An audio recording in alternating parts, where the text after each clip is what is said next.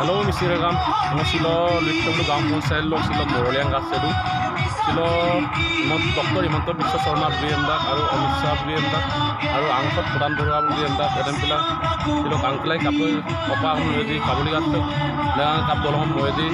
Blue Cup, Monam Doyim, Takila, Capagora, Moniam Rujan, Couple, Louis Takila. জ্ঞাপন কৰিছো আমি আজি মানৱ ডেকা আমাৰ বিজেপি দলৰ প্ৰাৰ্থী হৈ প্ৰচাৰ চলাবৰ কাৰণে আহিছো মই প্ৰথমতে 27 তাৰিখে আমাৰ যি প্ৰথম পৰ্যায়ৰ ভোট গ্ৰহণ অনুষ্ঠিত হ'ব উক্ত দিনা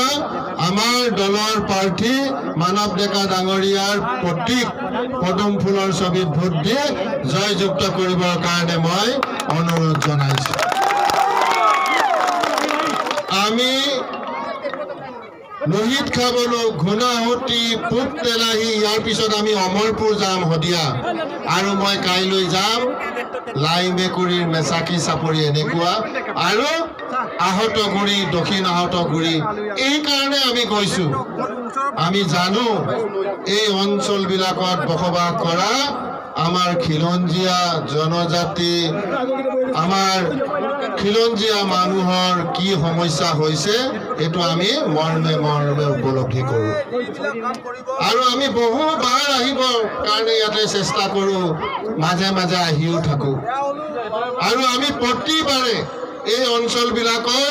কিবা নহয় কিবা এটা কৰিবৰ কাৰণে আমি সদায় যত্নখিনি কৰো আমি এখনবাৰ আহিছিলো বিশেষকে তেতেলিচিঙা অঞ্চল চাইছিলো আমি তামুলগলি অঞ্চল চাইছিলো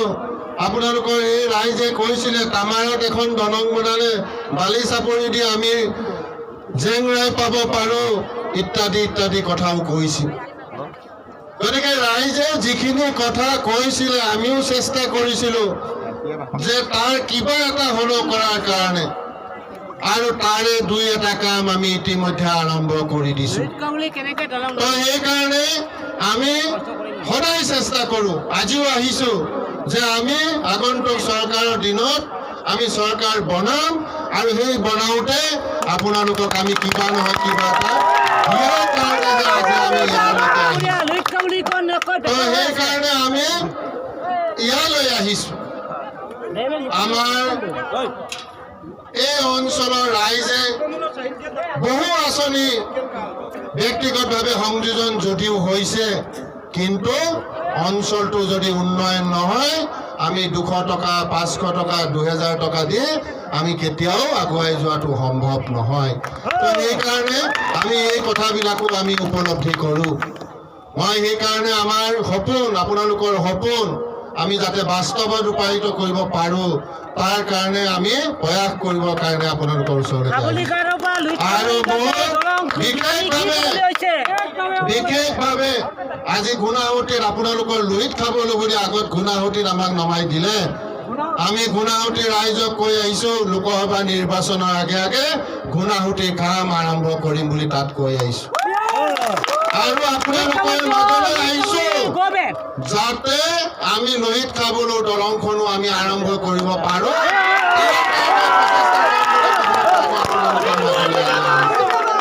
আৰু আপোনালোকক কৈছো ইয়াৰ আগতে কংগ্ৰেছ দলে 70 বছৰ আছিলে আপোনালোকৰ কাৰণে কি প্ৰয়াস কৰিছিলে আপোনালোকে নিশ্চয় দেখিছিলে মই মাত্ৰ 3.5 বছৰ ইয়াৰ সাংসদ হিচাপে মাত্ৰ মই প্ৰতিনিধি কৰিছো কিন্তু মই প্ৰতিবাৰে লোহিত খাবলো অঞ্চলতো এটা এটাকে সংযোজন কৰিবৰ কাৰণে আমি চেষ্টা কৰিছো আৰু কৰিম আগলৈকে লোহিত খাবলো দলং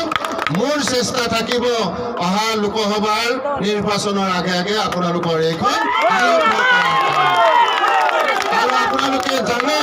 যে আমাৰ কিমান ভিতৰুৱা অঞ্চল আছে আজি যাওক আপোনালোকে অমৰপুৰলৈ তাতো ৰাস্তা পকি হৈ গৈছে আপোনালোকে যাওক দক্ষিণ আহতগুৰি তাৰো বানপানী নিয়ন্ত্ৰণ হৈছে মই কাইলৈ এই কাৰণে আহতগুৰিলৈকে যাম তাতো আমি কিবা কৰিবৰ কাৰণে আমি চেষ্টা কৰিম আৰু আমাৰ বিশেষভাৱে চেষ্টা থাকে যে এই ভিতৰুৱা অঞ্চলবিলাকত আমি যিমান পাৰো সোনকালে কাম কৰিবৰ কাৰণে আমাৰ সদায় প্ৰয়াসখিনি থাকে মই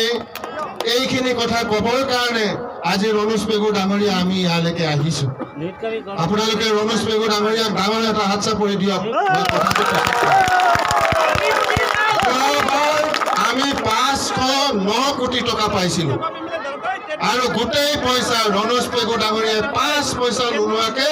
কেৱল সোৱণশিৰি নদীৰ গৰাখহনীয়াৰ কাৰণে তেওঁ ইতিমধ্যে এই গোটেই টকাবিলাক ৰাইজক অনুদান হিচাপে তেওঁ আগবঢ়াবৰ কাৰণে অলপো তেওঁ দিগদাৰ বোধ কৰা নাই নিজে 1 টকা পইচাও লোৱা নাই মই সেইকাৰণে তেখেতক লৈ ইয়ালৈকে আহিছো গতিকে আমি এই গৰাখহনীয়া এইবাৰ 509 কোটি আমাৰ এই অঞ্চলতো আহিব আমি আমাৰ মুকুল আমি সবক লৈ গৈছো দিল্লীৰ পৰা ডাঙৰ ডাঙৰ অফিচাৰ স্কুটাৰ মটৰচাইকেলত ঘূৰাই যাতে এই 509 কোটি যথেষ্ট নহয় আমাক লাগে 1400 কোটি তথাপিতো আমাৰ যিখিনি জেগাত অতি সোনকালে কৰিব লাগে সেই জেগাবিলাকত সোনকালে কাম আৰম্ভ কৰাৰ কাৰণে ইয়াৰ প্ৰতিনিধিসকলক দিল্লীৰ ডাঙৰ ডাঙৰ অফিচাৰবিলাকক লগ কৰাই নিজকে সাৰ্ভে কৰি কাম কৰিবৰ কাৰণেও মই ব্যৱস্থাখিনি কৰিম মই আৰু বেছি দীঘলীয়াকৈ বক্তব্য নাৰাখো আৰু কেইবাখনো মিটিং আছে কংগ্ৰেছ দলৰ প্ৰাৰ্থী উঠিছে এতিয়া কংগ্ৰেছ দলে কাৰ লগত মিলিছে বদৰুদ্দিন আজমলৰ লগত আৰু আমাৰ জয়প্ৰকাশ দাসে এই বদৰুদ্দিনৰ মৃত্যুৰ কুটুমখিনিক লৈয়ে লখিমপুৰত গোটাগুৰি কৰি থাকে আপোনালোকে নিশ্চয় সকলোৱে জানে গোটেই বদৰুদ্দিনৰ ককাই ভাইখিনিক লৈয়ে লখিমপুৰত বেছিকৈ ঘূৰি থাকে কোনো খিলঞ্জীয়া মানুহে আজি জয়প্ৰকাশক সাথ দিয়া নাই গতিকে মই আপোনালোককো অনুৰোধ জনাইছো যাতে এটাও ভোট বিনষ্ট নকৰে মই তাৰ কাৰণে আপোনালোকক বিনম্ৰ অনুৰোধ মই জনাইছো আৰু যিজন এমপি বছৰত 10 বাৰ লুইট খাবলৈও পুকতেলাহী ঘূণাওঁতে এইবিলাক অঞ্চলত আহিছে নে অহা নাই সমস্যাবিলাক চাইছেনে চোৱা নাই সমাধান কৰাৰ ব্যৱস্থা লৈছে নে লোৱা নাই লৈছে প্ৰথমবাৰৰ কাৰণে লুইট খাবলৈও ঘূণাওঁতে পুকতেলাহী এই নৈপৰীয়া অঞ্চলত প্ৰথমবাৰৰ কাৰণে আপোনালোকে এজন MLA পাবলৈ গৈ আছে যিজন MLA আপোনালোকৰ দুখ দুৰ্দশা সমস্যা যিজন মানুহে বুজি পায় MLA হোৱাৰ আগত টিকেট পোৱা নাই পাবনে নাপায় নাজানিছিলে তেতিয়াই তেওঁ লুইট খাবলৈ সেইটো ভুল আছিলে মানুহ চিনি পোৱাত ভুল হৈছিলে আৰু আজি আমি এনেকুৱা একজন MLA পাবলৈ গৈ আছো যিজন MLA এই অঞ্চলটো তেওঁ তন্নকৈ ইলেকশ্যনৰ টিকেট পোৱাৰ আগতে তেওঁ তন্নকৈ এই অঞ্চলটো ঘূৰিছে এই অঞ্চলটো ফুৰিছে এই অঞ্চলটো চাইছে কংগ্ৰেছৰ দিনত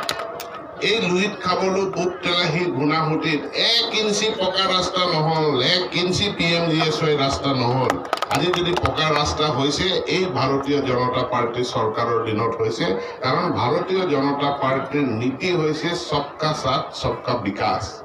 আজি আমি বাৰে ইয়াত আহিছো বাৰে এই অঞ্চললৈ আহিছো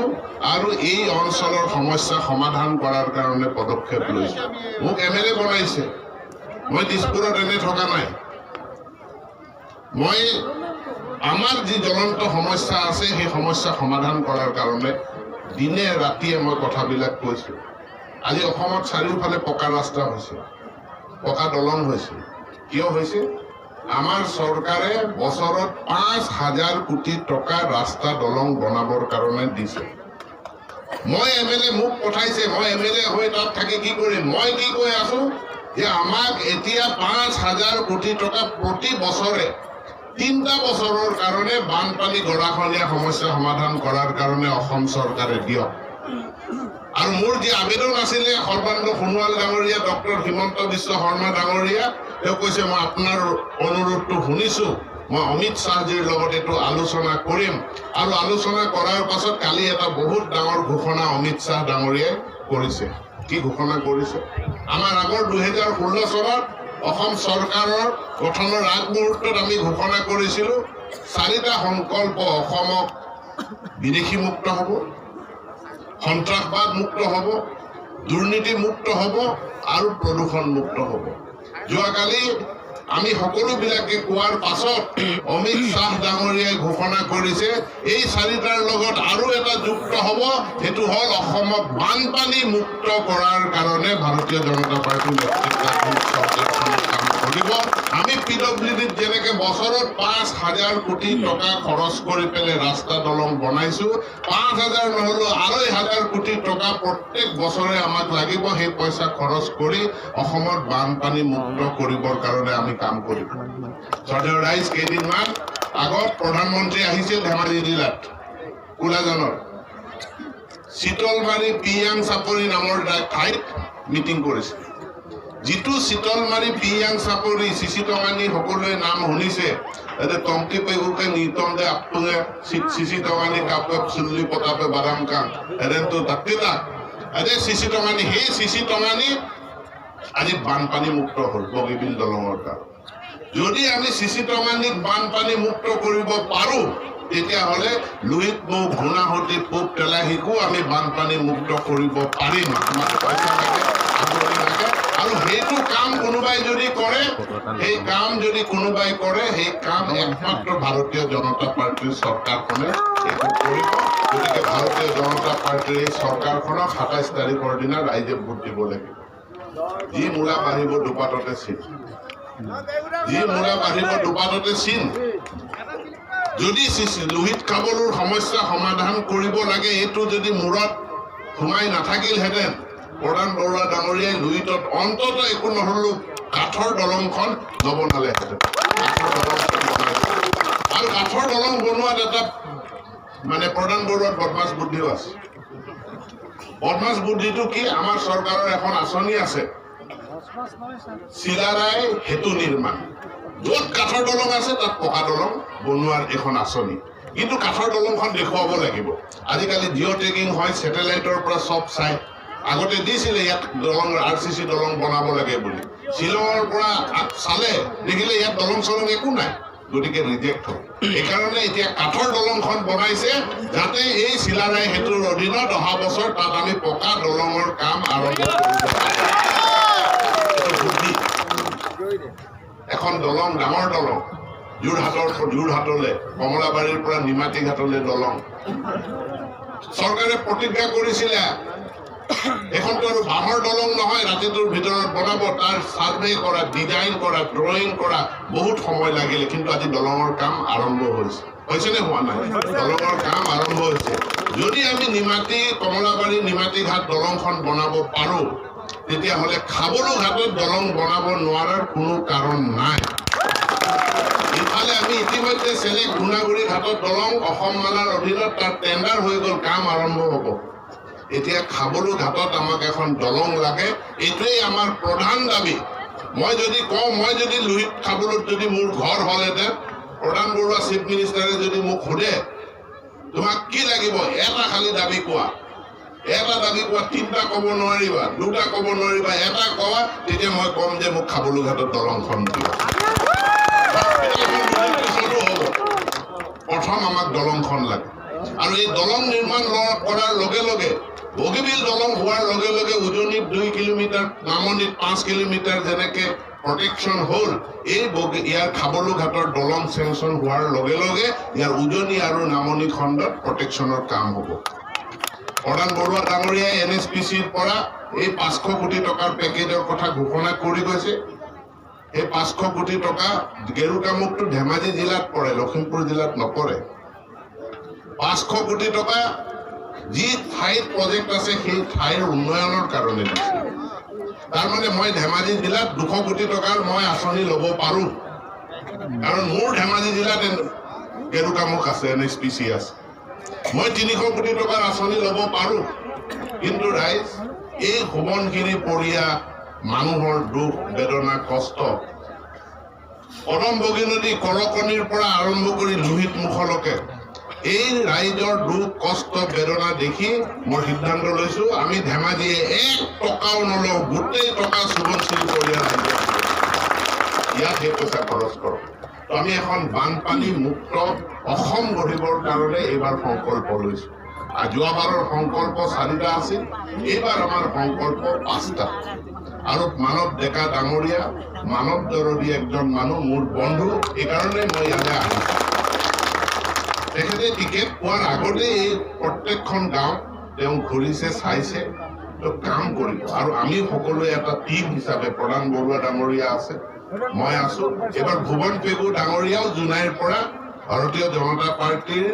পদুমপুৰৰ চিনতে তেওঁ MLA খেলিব। তাৰ কাৰণে আজি TMPK, MMK, মিমেকেবাং, গণশক্তি, বিজেপি আমি সকলোৱে মিলি সন্মিলিতভাৱে কৰিছো। ককাই ভাই নিচিনাই গোটেই মানুহবিলাক আমি একেলগ হৈ কাম কৰিছো। তাত মানৱ ডেকা সংযোজিত হ'ব লাগে, তাত মানৱ ডেকাকো যোগ কৰিব লাগে। আৰু সেইকাৰণে 27 তাৰিখৰ দিনা মইতো আকৌ আহিব লাগিব, নহয় জানো? দৈত খাবলৈ মই আহিয়ে থাকিব লাগিব। প্ৰধান বৰুৱা পলাব নোৱাৰে, আৰু 1.5 বছৰ 2 বছৰ পাছত তাৰ ইলেকশ্যন আছে। গতিকে প্ৰধান বৰুৱাও পলাব নোৱাৰে, আকৌ MP ইলেকশ্যন আহিব। গতিকে আমি আমাৰ জৱান যিটো দিছো, জৱানটো আমি ৰক্ষা কৰিম। আপোনালোক সকলোকে 27 তাৰিখৰ দিনা পদুম ফুলৰ চিনত মই ভোট দিবৰ কাৰণে অনুৰোধ জনাইছো।